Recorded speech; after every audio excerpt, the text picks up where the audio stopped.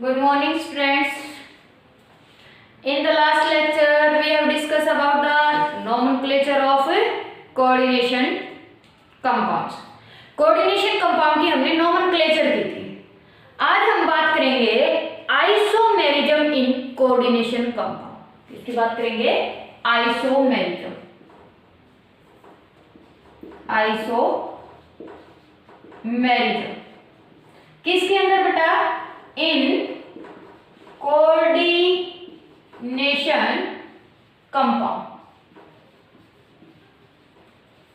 Coordination compounds के अंदर आज हम बात करेंगे isomerism. What is the isomer? सबसे पहले हमें पता होना चाहिए कि हमारे पास आइसोमर क्या होते हैं, जो हम पहले भी पढ़ चुके हैं इन 10th और 11th क्लास के अंदर. क्या होते हैं isomer? The compound which have the same molecular formula but different arrangement of atoms in the space. कि हमारे पास जिनका मॉलिक्यूलर फार्मूला तो क्या होता है, सेम होता है, बट जो अरेंजमेंट होता है एटम्स का अरेंजमेंट यानी कि अरेंजमेंट ऑफ एटम्स वो हमारे पास क्या होगा? डिफरेंट होगा. और यहां पर तो हमारे पास बात ही किसकी चली हुई है? हमारे पास मेटल और लिगेंड्स की. इसकी बात चली हुई है भाई, मेटल्स और लिगेंड्स की. इट मींस मेटल के सराउंडिंग में जो लिगेंड्स हैं हमारे पास, उनका अरेंजमेंट क्या होगा? डिफरेंट होगा, बट लिगेंड्स वही होंगी. इट मींस मॉलिक्यूलर फार्मूला तो वही रहेगा, बट जो अरेंजमेंट है एटम्स का, और यहां पर हमारे पास किसका रहेगा अरेंजमेंट? लिगेंड्स का. और किसके सराउंडिंग में रहेगा? मेटल के सराउंडिंग में. वो क्या रहेगा हमारे पास? डिफरेंट रहेगा. जो मेनली हमारे पास आइसोमर है वो 2 टाइप के हैं, कि एक तो हमारे पास स्टीरियो आइसोमर और सेकेंड है हमारे पास स्ट्रक्चरल आइसोमर. स्टीरियो आइसोमेरिज्म क्या बोलते हैं इसको हम? स्टीरियो आइसोमेरिज्म जब ये एक्टिविटी होती है. लेकिन हम स्पेशली अगर आइसोमर को डिफाइन करोगे तो स्टीरियो आइसोमर, सिर्फ और सिर्फ क्या हो जाएगा? Stereo isomer. और सेकेंड हमारे पास क्या हो जाएगा? Structural isomer. अब फर्दर हमारे पास देखो, ये तो क्या स्टीरियो आइसोमर और ये क्या है हमारे पास? Structural isomer. What is the difference between the stereo isomer and the structural isomer?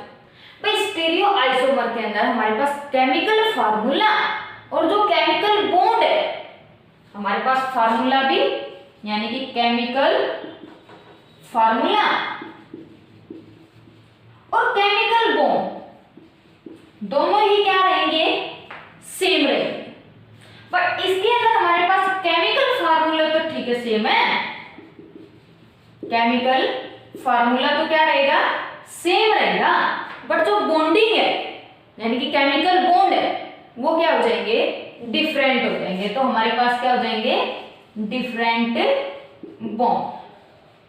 Same भी हो सकते हैं और डिफरेंट भी हो सकते हैं, लेकिन हमारे पास उसके अंदर डिपेंड करेगा कि आगे हमारे पास स्ट्रक्चरल आइसोमर कौन सा. तो यहाँ पर हमारे पास स्टीरियो आइसोमर जिसके अंदर केमिकल फार्मूला भी सेम और केमिकल बॉन्ड भी क्या रहेंगे? सेम रहेंगे. फिर हमारे पास ये आइसोमर कैसे हुआ भाई? जब बॉन्ड भी सेम है सेंट्रल मेटल एटम के साथ और केमिकल फार्मूला भी सेम है, तो यहाँ पर हमारे पास जो अरेंजमेंट रहेगा लिगेंड्स का, बेशक से हमारे पास बॉन्ड क्या है? सेम ही है, बट जो अरेंजमेंट है वो क्या रहेगा? स्पेस के अंदर डिफरेंट रहेगा. But the arrangement of atoms surrounding the metals in the space वो क्या रहेगा? Different रहेगा. Further, it is of 2 type. हमारे पास कौन कौन सा रहेगा? Geometrical isomerism, geometrical isomer बोल सकते हो, और हमारे पास optical isomer. फर्स्ट हमारे पास जियोमेट्रिकल आइसोमर और सेकंड हमारे पास ऑप्टिकल आइसोमर. फर्दर हमारे पास स्ट्रक्चरल आइसोमर भी अलग अलग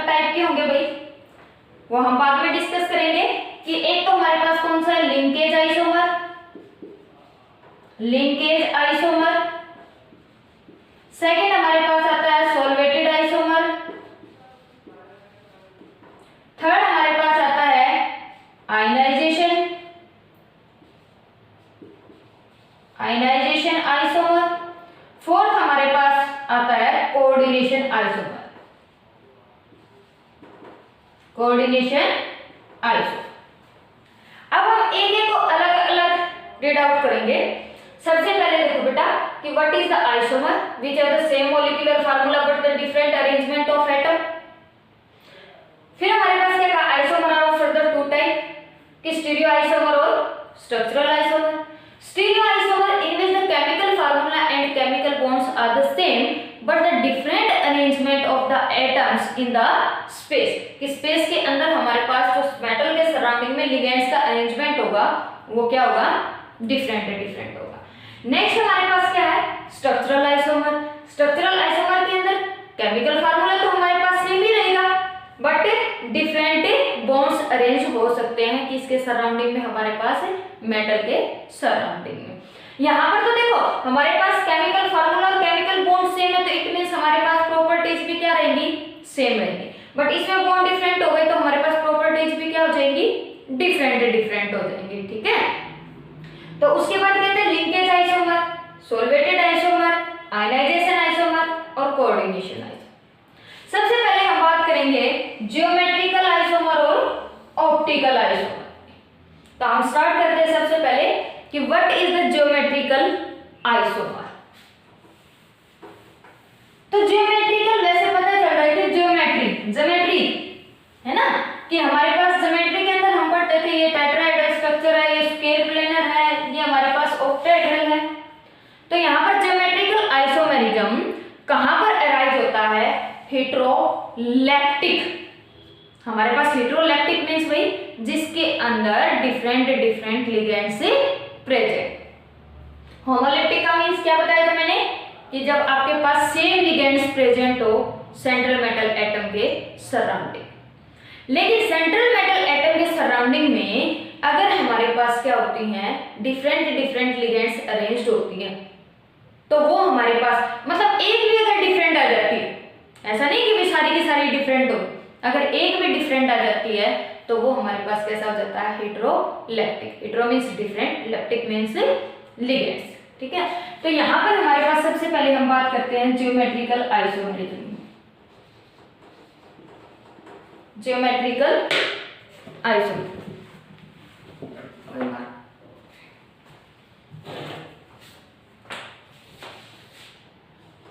ज्योमेट्रिकल आइसोमेर।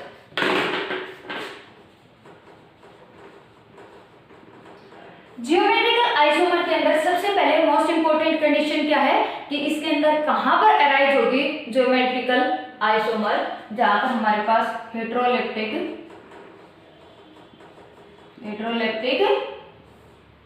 प्रेजेंट।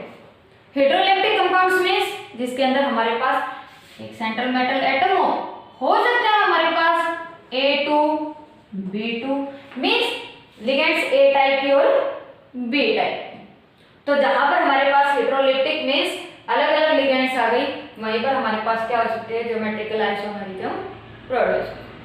अब यहाँ पर क्या कहा था हमने कि arrangement of the atoms are different, कि स्पेस के अंदर जो इनका अरेंजमेंट होगा।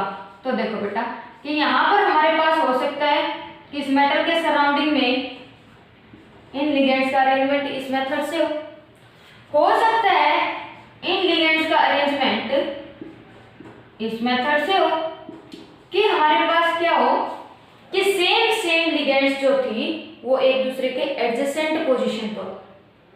अगर बेटा सेम लिगेंड्स एडजेसेंट पोजीशन पर प्रेजेंट होती हैं तो वो हमारे पास क्या कहलाता है, सिस आइसोमर। क्या कहलाता है, सिस आइसोमर। अगर same ligands are present at opposite positions of each other, अगर हमारे पास सेम लिगेंड्स एक दूसरे के अपोजिट पोजीशन में प्रेजेंट हो तो उनको हम क्या कहते हैं, ट्रांस लिगेंड। क्या कहते हैं, ट्रांस लिगेंड। तो यहाँ पर देखो कि अगर हमारे पास सेम लिगेंड्स एडजेसेंट पोजीशन पर प्रेजेंट है तो सिस कहलाएगा, और सेम लिगेंड अगर हमारे पास अपोजिट पोजीशंस पर प्रेजेंट है तो क्या कहलाएगा, ट्रांस। मेनली यहाँ पर कहाँ पर हमारे पास सिस और ट्रांस शो हो सकता है, वो बेटा स्क्वायर प्लेनर और ऑक्टाहेड्रल के केस में। किसके केस में, स्क्वायर प्लेनर और ऑक्टाहेड्रल के केस में। अब देखो अगर टेट्राहेड्रल की बात करूं तो मैं टेट्राहेड्रल के अंदर क्या होगा बेटा, अगर एक हमारे पास सेंट्रल एटम इधर है तो एक लिगेंड तो ऊपर, एक नीचे, एक इधर और एक इधर।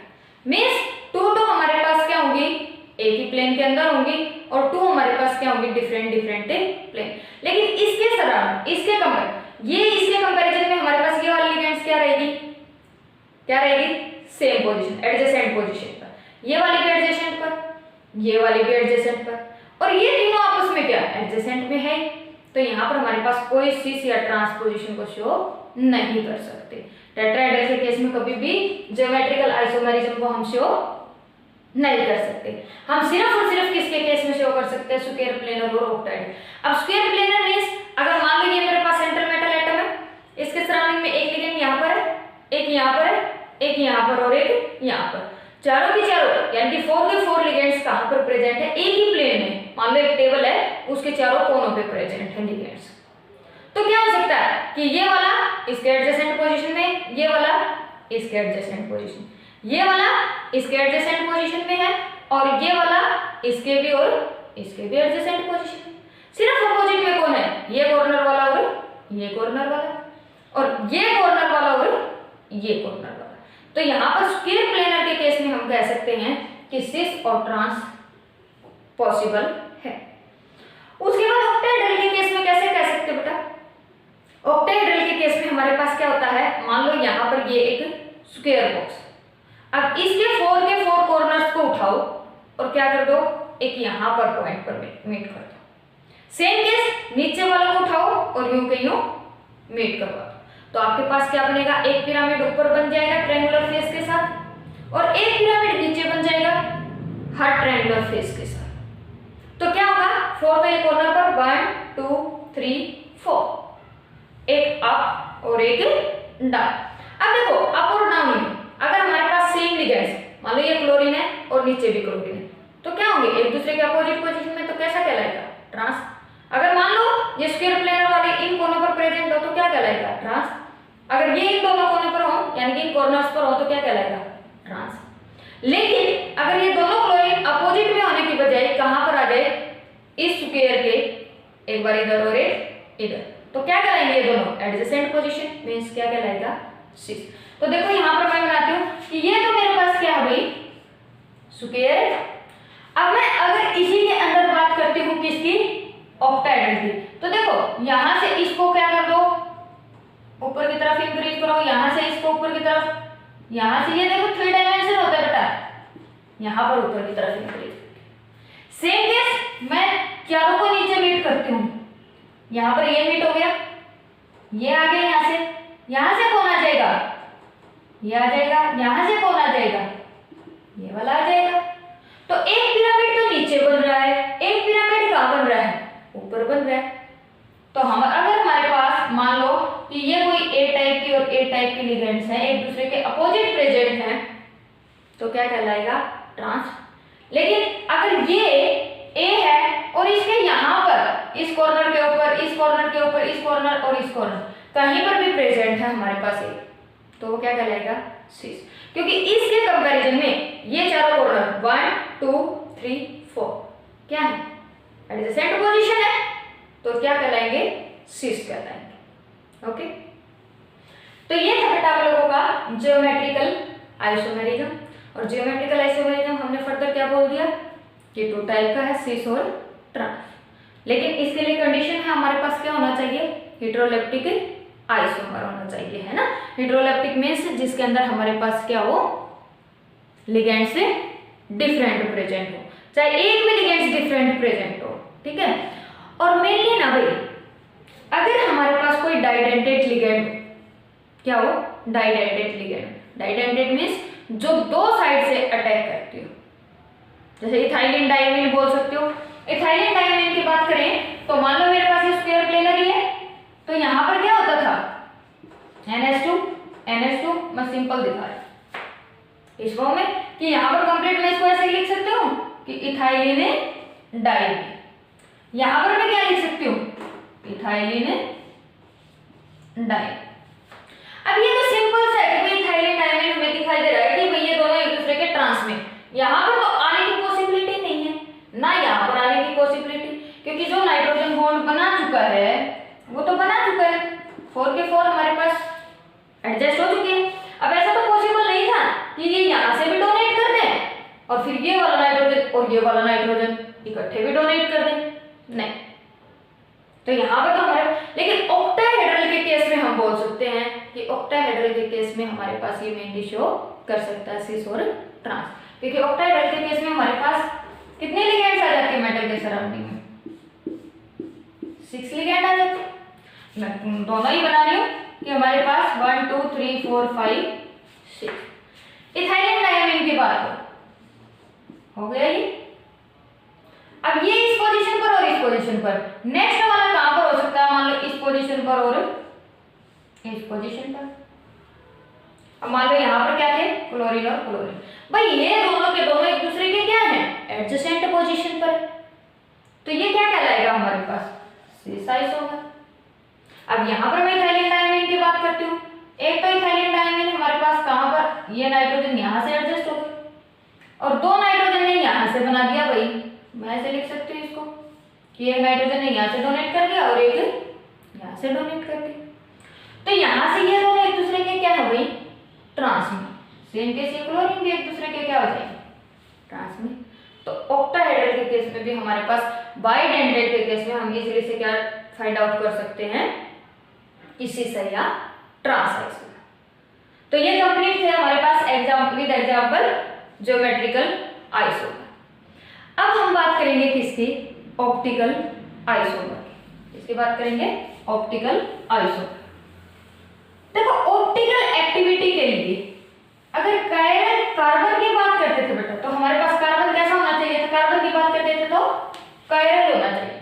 और कायरल कार्बन मीन्स होता है कि एक ऐसा एटम, एक कार्बन एटम जिसके सराउंडिंग में चारों एटम्स क्या हो, डिफरेंट, चारों एटम्स क्या हो, डिफरेंट हो। तो हमारे पास जैसे हमारे पास ये क्या हो जाए, ए बी सी और D, if in any case एक भी एटम अगर सेम आ जाता सराउंडिंग में तो वो हमारे पास कायरल कार्बन नहीं रहता। तो अब हम देखते हैं ऑप्टिकल आइसोमेरिज्म। ऑप्टिकल आइसोमेरिज्म वो आइसोमर बेटा जिसके अंदर हमारे पास मिरर इमेज होती है बट नॉट सुपर इम्पोजिबल, जिसके अंदर हम क्या देखते हैं, कोई भी 2 आइसोमर जो क्या एक दूसरे के मिरर इमेज है, जो क्या एक दूसरे के मिरर इमेज है but not super imposable, but एक दूसरे के ऊपर सुपर इम्पोज नहीं करते, नॉट सुपर इम्पोजेबल, एक दूसरे के ऊपर सुपर इम्पोज नहीं करते। फॉर एग्जाम्पल मैं हाथ की बात करती हूँ, मेरे हैंड की बात करती हूँ, अगर मैं इसको मिरर में देखती हूँ तो मुझे क्या दिखाई देता है कि ये मेरे पास राइट में है, तो वहां से मैं जब देखती हूँ तो मेरे पास ये कहाँ आ जाता है, लेफ्ट में आ जाता है, क्योंकि इसकी मिरर इमेज कैसे आएगी, यूं आएगी ना। अब यूं है मेरे पास हैंड, तो अब मेरे पास मिरर इमेज जो इसकी होती है वो मिरर में कैसे आती है, वैसे आएगी। तो पहले मेरे पास ये अंगूठा कहाँ पर है, मैं यहाँ से देख रही हूँ राइट में, तो जब मिरर इमेज से देखोगे तो कहाँ पर दिखेगा, लेफ्ट में। तो अब मैं इसको चाहे क्लॉकवाइज रोटेट करूं और चाहे एंटी क्लॉकवाइज रोटेट करूं, क्या ये इसके ऊपर सुपर इम्पोज कर सकता है, नहीं करेगा। तो ये क्या कहता है कि वो एक दूसरे के मिरर इमेज तो हैं बट सुपर इम्पोज नहीं करते। फॉर एग्जाम्पल ये भी हमारे पास किसके केस में देखा जा सकता है भाई, बाइडेंडेट ऑक्टाहेड्रल के केस में इजीली से देखा जा सकता है। तो हमारे पास देखो मैं कोबाल्ट की बात करती हूँ, इथाइलिन डायमीन की बात करती हूँ, तो हमारे पास कितनी हुई सराउंडिंग में, ऑक्टाहेड्रल के केस में 6 लिखे। यहाँ पर हम बात करते हैं इथाइलिन डायमीन की। अब देखो इथाइलिन डायमीन, यहाँ से फिर से इथाइलिन डायमीन, यहाँ से इथाइलिन डायमीन। भाई बेसिकली हमारे पास nitrogen nitrogen nitrogen nitrogen same है, लेकिन यहाँ पर क्या CH2 CH2 CH2 CH2 CH2 और CH2। अगर मैं क्या देखती हूँ, इसकी मिरर इमेज देखती हूँ, क्या देखती हूँ मैं, मिरर इमेज। तो देखो यहाँ से ये तो CO है हमारे पास, इसकी मिरर इमेज भाई ये राइट में है, अब क्या हो जाएगा फिर लेफ्ट में। क्या हो जाएगा, देखो ये वाले बॉन्ड तो ऐसे कैसे डिनोट करो, ये वाला लेफ्ट में था, अब कहां पर आ जाएगा हमारे पास, राइट में। यहां से देखो ये वाला हमारे पास कहां था, राइट में, कहां पर आ जाएगा, लेफ्ट में। ये वाला हमारे पास कहां पर था भाई, लेफ्ट में था, कहां पर चला जाएगा, राइट में। तो ये क्या है, इसकी मिरर इमेज। मैं इसको उठा के अगर इसके ऊपर रखना चाहूं तो क्या ये सुपर इम्पोज करेगा, नहीं करेगा, कोबाल्ट तो कर जाएगा, बट इथाइलिन आयोडीन ये यहां पर है, ये यहां पर आ जाएगा, ये यहां पर है, ये यहां पर है, ये यहां पर है और ये यहां पर, मींस ये इसके ऊपर सुपर इम्पोज नहीं करेगा। और ऐसे isomer which have the mirror image which are not superimposable to each other are called the enantiomer। क्या कहते हैं उनको, enantiomer, TIO, ठीक है, enantiomer। कि हमारे पास क्या होता है कि ऐसे isomer which have the mirror image but not superimposable to each other, तो वो हमारे पास क्या कहलाते हैं, enantiomer। और हमारे पास ये सारे के सारे जितने भी हमारे पास enantiomer वो ऑप्टिकली एक्टिव होते हैं, मींस प्लेन पोलराइज लाइट को या तो क्लॉकवाइज या एंटी क्लॉकवाइज डायरेक्शन में रोटेट करना। अगर प्लेन पोलराइज लाइट को कोई भी पोलरीमीटर क्लॉकवाइज डायरेक्शन में रोटेट करता है तो उसको बोलते हैं डेक्सोरोटेटरी। और कोई भी पोलरीमीटर अगर प्लेन पोलराइज लाइट को लेफ्ट डायरेक्शन में रोटेट करता है यानी कि एंटी क्लॉकवाइज डायरेक्शन में, तो उसको हम बोलते हैं लीवो रोटेटरी। ठीक है, तो यहाँ पर अब समझ आया कि हमारे पास ऑप्टिकल आइसोमर क्या होते हैं, जो मिरर इमेज रखते हैं but not superimposable to each other. और बाइडेंटेड ऑक्टाहेड्रल के केस में आप लोग इसको इजीली से फाइंड आउट कर सकते हैं। तो ये थे बेटा आप लोगों के पास क्या, टू टाइप के ऑप्टिकल, और सेकेंड हमारे पास कौन सा था, जियोमेट्रिकल आइसोमेरिज्म। तो ऑप्टिकल आइसोमेरिज्म और geometrical isomerism, these are the two type of the stereo isomerism. कल हम बात करेंगे, फिर नेक्स्ट लेक्चर में हम बात करेंगे किसकी, स्ट्रक्चरल आइसोमेरिज्म। ओके।